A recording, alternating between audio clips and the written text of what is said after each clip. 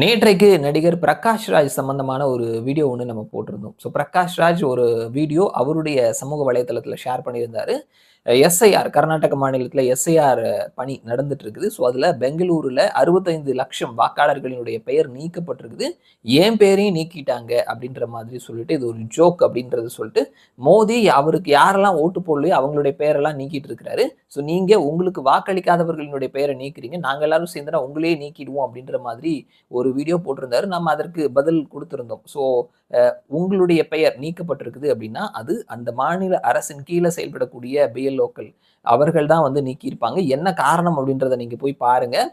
வேலிடான reason இருந்தது அப்படின்னா, உங்களுடைய பெயர் சேர்க்கப்படும். அது மட்டும் இல்லாம எஸ்ஐஆரினுடைய ஃபைனல் டிராஃப்ட் அதுவே ஆகஸ்ட் 24ஆம் தேதி தான் வெளிவருது. அதற்கு முன்னாடியே நீங்க இப்படி ஒரு குற்றச்சாட்ட வைக்கிறீங்க.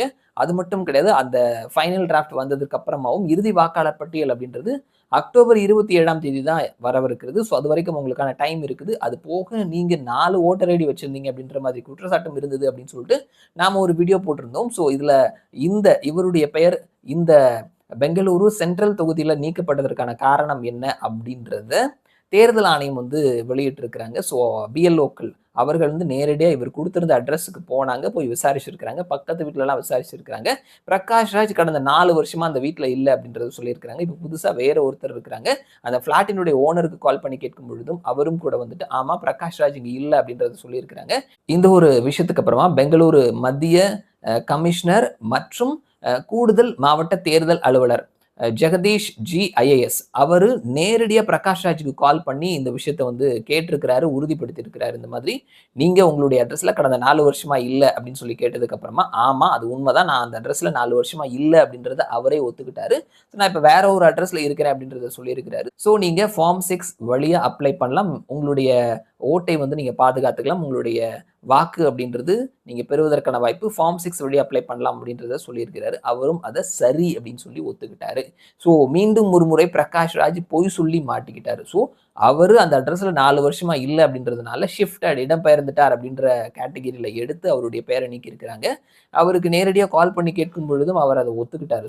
நீ வண்டி மாறி ஏறிட்டு எங்களை ஏன்டா தப்பு சொல்ற அப்படின்ற மாதிரி வடிவேலினுடைய ஒரு காமெடி சீன் வரும் இல்லையா? அதே மாதிரி இவரு அட்ரஸ் மாறிட்டாரு. 4 வருஷமா அந்த அட்ரஸ மாத்தாமலே இருக்கிறாரு. பிஎல்ஓக்கள் அவருடைய வீட்டுக்கு வந்து அந்த பக்கத்து வீட்ல இருக்கிறவங்க ஹவுஸ் ஓனர் எல்லார்கிட்டயுமே வந்து விசாரிச்சிருக்கிறாங்க.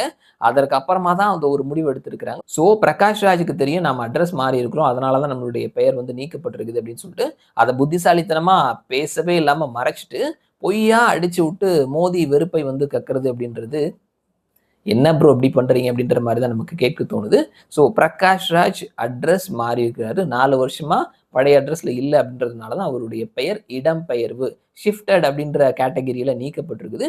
நேரடியா அவருக்கும் கால் பண்ணி சொல்லிட்டாங்க. ஃபார்ம் 6 வழியா அவரும் அப்ளை பண்றேன் அப்படின்றத சொல்லிட்டாரு. இதுதான் வந்துட்டு பிரகாஷ் ராஜ் சொன்ன பொய்யும் அதற்கு பின்னாடி இருக்கக்கூடிய உண்மையும். பெங்களூரு சென்ட்ரல் கமிஷனர் மற்றும் கூடுதல் தேர்தல் அலுவலர் ஜெகதீஷ் ஜி ஐஏஎஸ் அவர் கொடுத்திருக்கக்கூடிய தகவலும் இதுதான். பிரகாஷ் ராஜ் இனிமேலாவது உண்மையை பேசுங்க. டெக்னாலஜி ரொம்ப வளர்ந்துருச்சு. நீங்க சொல்ற பொய்யெல்லாம் வந்து ஒரு நாள் கூட தாக்கு பிடிக்க மாட்டேங்குது. உண்மையை சொல்லுங்க. அரசியலை பேசுங்க. மறுபடியும் நான் உங்களை இன்னொரு வீடியோல சந்திக்கிறேன். அது வரைக்கும் நன்றி.